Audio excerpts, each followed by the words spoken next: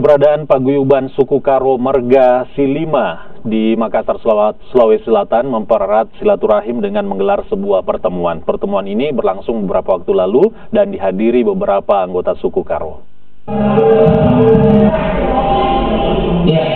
Paguyuban suku Karo menggelar pertemuan antar suku Karo se-Sulawesi Selatan di Kota Makassar. Selain sebagai ajang silaturahim, pertemuan ini juga digelar untuk menanamkan rasa cinta terhadap budaya Karo, khususnya bagi generasi milenial yang tinggal di Tanah Daeng.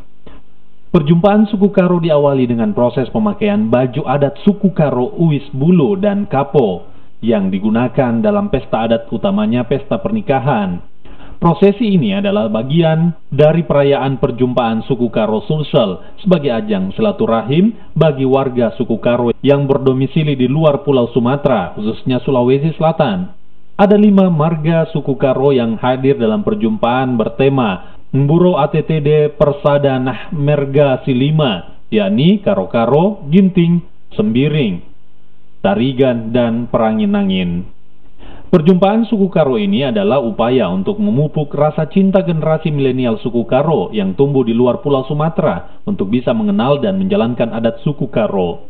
Karo yang ini namanya macam Gabulu, macam ini namanya Kampung.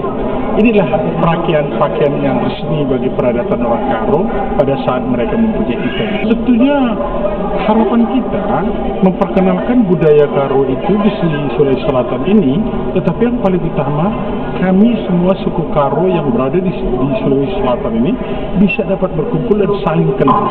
Karena itu kan merupakan karena kita jauh dari daerah, dari kampung itu sendiri, tentunya kerinduan akan suku itu sendiri sudah akan makanya disebut temu kangen. Temu kangen itu dalam bahasa Indonesia itu, dalam bahasa Karo ini disebut buro atau seperti yang di Pampang. Perjumpaan sendiri diisi dengan berbagai acara adat Karo, seperti pengenalan baju adat Karo, tarian khas suku Karo, dan perkenalan para anggota adat suku Karo yang tinggal di Sulawesi Selatan. Nila Rustam, Kompas TV Makassar.